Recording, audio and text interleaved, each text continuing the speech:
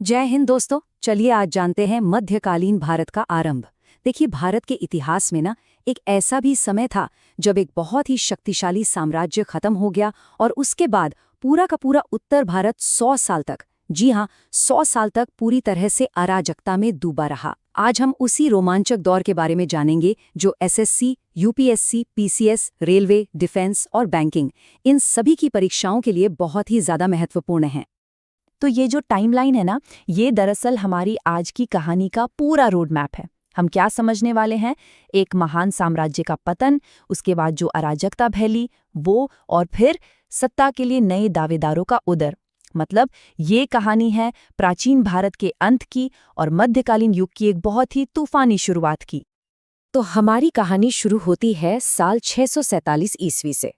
अब ये वो साल था जब शक्तिशाली सम्राट हर्षवर्धन का शासन खत्म हुआ। और सोचिए, उनके जाते ही ना पूरे उत्तर भारत में एक गहरा राजनीतिक खालीपन, एक शून्य पैदा हो गया। बिल्कुल वैसे ही जैसे कोई बहुत बड़ा पेड़ जब गिरता है ना, तो उसके आसपास की जगह पूरी खाली हो जाती है। अब इस खालीपन को भरने के लिए कोई एक मजबूत शासक तो था नहीं, तो नतीजा क्या हुआ?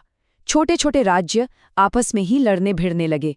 और ये सिलसिला 1-2 साल नहीं, बल्कि अगले 100 सालों तक चला। आप सोच सकते हैं, लगातार युद्ध और अस्थिरता का माहौल बना रहा। और पता है, इसी वजह से इतिहासकार इस 100 साल के लंबे दौर को राजनीतिक विखंडन या भ्रम का काल कहते हैं। क्यों?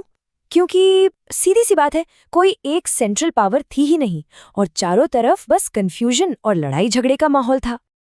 लेकिन इस सारी मारकाट और लड़ाई झगड़े के बीच भी ना, इन सभी राज्यों की नजर एक ही चीज पर टिकी थी।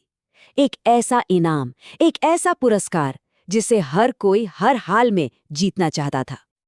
और वो इनाम था कन्नौज शहर। जी हाँ, वही कन्नौज जो सम्राट हर्ष की राजधानी हुआ करता था। और उस समय ना इसे सत्ता का सबसे बड़ा, सबसे जरूरी केंद्र माना जाता था। तो देखिए, कन्नौज पर कब्जा करने का मतलब सिर्फ एक शहर जीतना नहीं था, बिल्कुल नहीं। इसका असली मतलब था पूरे उत्तर भारत पर शासन करने का अधिकार हासिल करना। सीधी सी बात थी, जिसके पास कन्नौज है वही हिंदुस्तान का असली बादशाह माना जाएगा। अब ऐसा नहीं था कि कोशिशें नहीं हुई।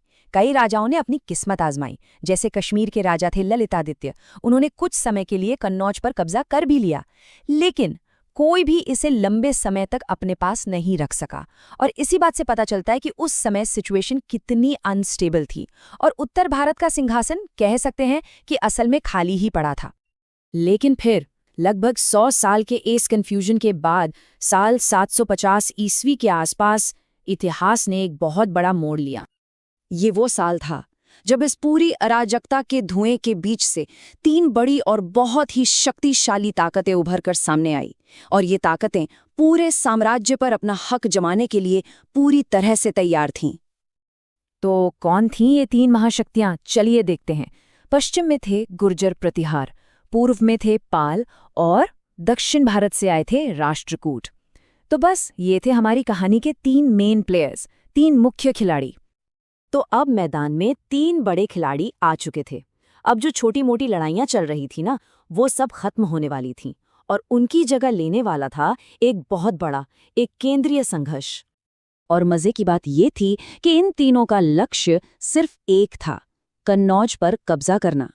और बस इसी एक कॉमन गोल ने उस महान संघर्ष की नींव रख दी जो अगले 100 सालों तक चला। और इसी संघर्ष ने इस पूरे युग को अपनी पहचान दी।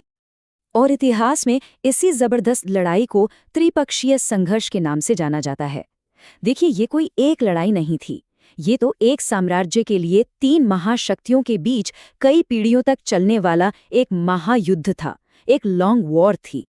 तो अब आप देखिए, मंच पूरी तरह से तैयार था। 3 महाशक्तियां थी और इनाम था एक, कन्नौज।